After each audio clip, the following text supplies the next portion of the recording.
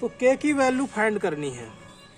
तो हमने पिछले क्वेश्चंस में देखा था कि यदि कोई gx है, जैसे इसको हम gx मान लें, gx जो है वो फैक्टर है किसका, px का।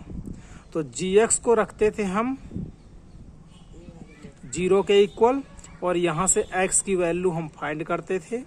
उस x की वैल्यू को हम यहाँ पर पुट करते थे, अर्थात पॉलिनोमियल px में, और x में पुट करने पर जो आंसर आता था इसका वो कितना आता था, 0। और 0 आता था तो ये फैक्टर होता था, 0 नहीं आता था तो ये फैक्टर नहीं होता था। क्वेश्चन में गिवन है कि ये फैक्टर है ही फैक्टर, कन्फर्म है, इसका मतलब 0 भी क्या होना चाहिए, ये भी कन्फर्म है। तो उसी का यूज करेंगे हम। तो सबसे पहले हम इसको रखेंगे 0 के इक्वल, तो x minus 1 equal to 0। x की वैल्यू कितनी आएगी, 1 कहाँ पर पुट करेंगे हम, px में, अर्थात p1। और ये फैक्टर है, कन्फर्म है, इसलिए इसका 0 आना भी क्या है, कन्फर्म है, अर्थात रिमाइंडर क्या आएगा, 0 ही आएगा।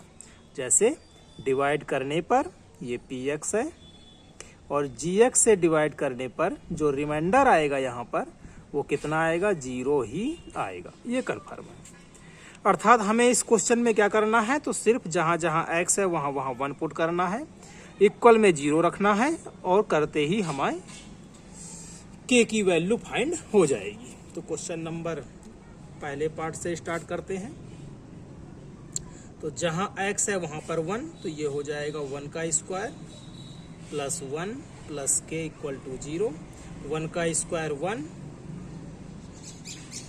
1 1 2 और 2 इधर आएगा तो हो जाएगा -2। ये हो गया आपका आंसर पहले पार्ट का, अर्थात k की वैल्यू फाइंड करनी थी तो वो कितनी आ गई, -2। सेकेंड पार्ट पे आते हैं। यहाँ पर भी हमें 1 ही पुट करना है क्योंकि यही चारों के लिए है। तो 2 इंटू 1 का square k into 1 √2 equal to में क्या लेना पड़ेगा, 0। तो यहाँ भी हमने ले लिया 0। 1 का स्क्वायर 1 का 2 में मल्टीप्लाई 2, k 1 जा के √2 इक्वल टू 0। प्लस का 2 इधर आने पर माइनस, ये भी माइनस। हम चाहें तो यहाँ पर माइनस कॉमन भी ले सकते हैं, माइनस कॉमन लेंगे तो माइनस का ये प्लस हो जाएगा, ये भी माइनस का प्लस हो जाएगा। चेक भी कर सकते हो भाई, ऊपर वाले से नीचे वाला आया है तो नीचे वाले से ऊपर वाला आना चाहिए। तो चेक करके देख लो, माइनस प्लस माइनस और माइनस और ये प्लस, ये भी माइनस, एकदम राइट है। थर्ड पार्ट पे आते हैं। यहाँ पर भी 1 ही पुट करना है, तो k 1 का स्क्वायर √2 इंटू 1 और कितना आना चाहिए, 0 के इक्वल। तो ये हमने रख दिया 0 के इक्वल। 1 का स्क्वायर 1 का k में मल्टीप्लाई k ही आएगा, √2 1 जा √2 plus k equal to 0। k की वैल्यू माइनस है, इधर आकर के प्लस हो जाएगा और ये प्लस है तो इधर आकर के माइनस हो जाएगा। ये आ गई k की वैल्यू आपकी। फोर्थ पार्ट में आते हैं। तो यहाँ पर भी हमें p1 ही लेना पड़ेगा, k 1 का square 3 into 1 plus k equal to 0।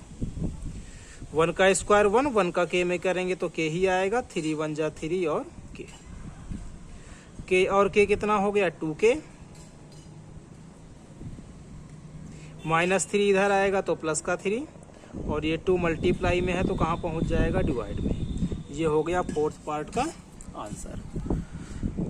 आपके कंपटीशन का कोई एग्जाम है वहाँ भी इस तरह इसी टाइप के क्वेश्चन अधिकतर पूछे जाते हैं। बोर्ड के पेपर में भी जो अधिकतर क्वेश्चन पूछे जाएंगे वो भी इसी टाइप के ही पूछे जाएंगे। तो इस टाइप के क्वेश्चंस की ही ज़्यादा तैयारी आपको करनी है।